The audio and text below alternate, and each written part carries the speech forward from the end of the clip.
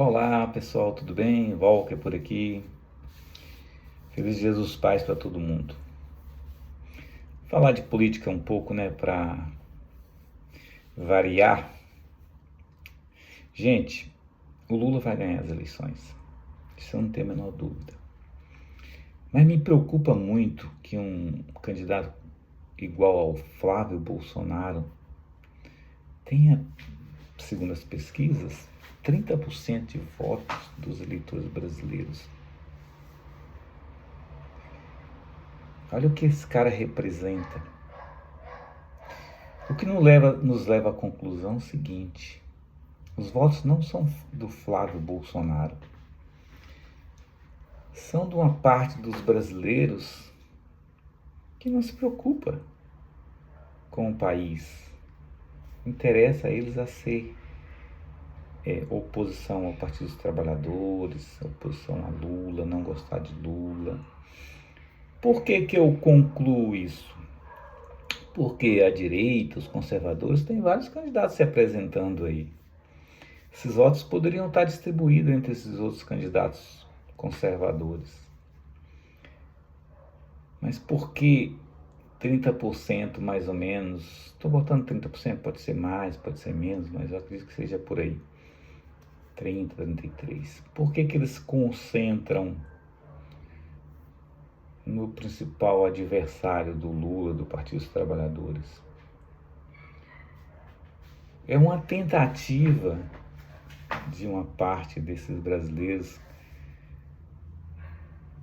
de se colocar ao lado dos piores sujeitos da política. Quem são esses piores sujeitos da política que eu estou falando? Essas pessoas que estão lá no Congresso Nacional destruindo o país, essa extrema-direita que tentou um golpe de Estado, se precisasse, inclusive tinha planejamento de matar o presidente, o vice-presidente eleito, ministro do TSE, o presidente do TSE, que queria destruir o país, que faz uma política de ódio, uma política machista, racista, homofóbica, misógina. Um país que odeia essa parte, né? Essa parte desses caras que estão com o Flávio Bolsonaro, que odeia pobre, odeia o povo brasileiro, que não se incomoda, inclusive, de entregar o Brasil aos interesses dos Estados Unidos ou qualquer país estrangeiro que se coloque contra o Brasil.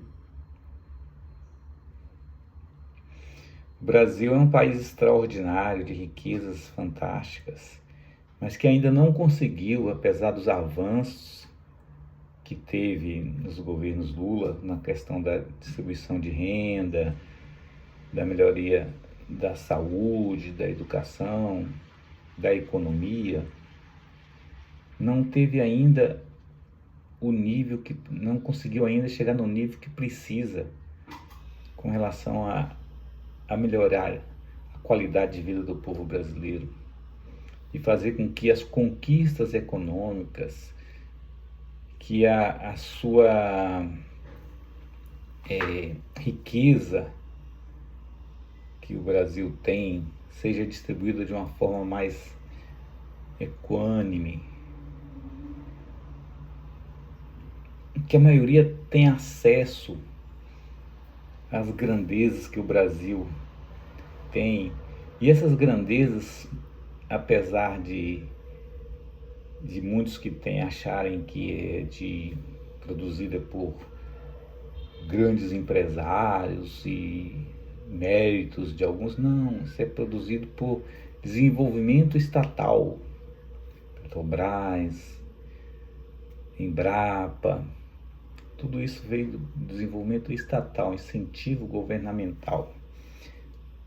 Se o agronegócio faz tanto sucesso, não é por mérito dos grandes empresários do agronegócio, é porque tem incentivo do Banco do Brasil, da Embrapa, do desenvolvimento científico na Embrapa. por exemplo.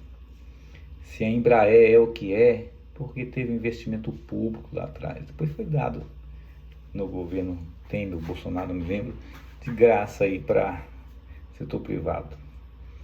A Vale do Rio Doce foi entregue no governo Fernando Henrique por uns trocados, uma parcela mínima do valor real da empresa foi desenvolvida pelo Estado. A Petrobras, que esse ano dobrou o lucro, uma empresa extraordinária, investimento estatal, que inclusive os candidatos da direita ameaçam privatizar se ganharem as eleições. Privatizar a Petrobras, olha só, uma das principais riquezas do país.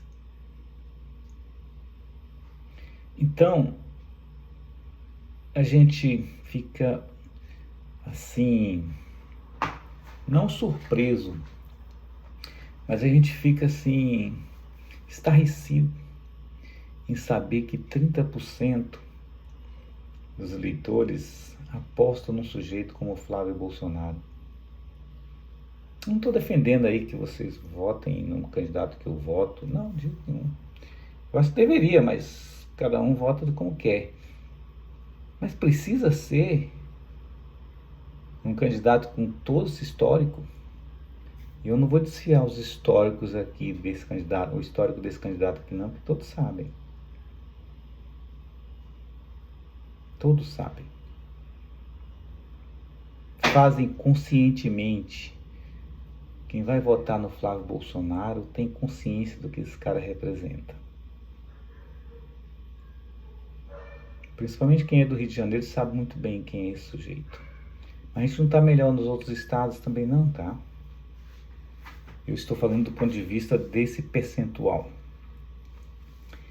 E outra coisa assustadora também é como candidatos, por exemplo, de Minas Gerais, principalmente eu vou falar de Minas porque é o meu estado, como é que pode, depois de Zema, a gente pensar em Cleitinho, esse outro candidato aí bolsonarista que saiu de São Paulo para se candidatar em Minas Gerais? O que está acontecendo com Minas Gerais?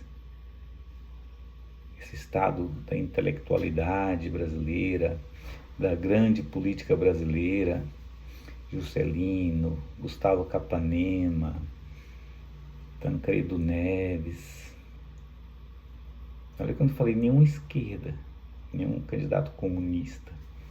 Estou falando de grandes liberais. A inteligência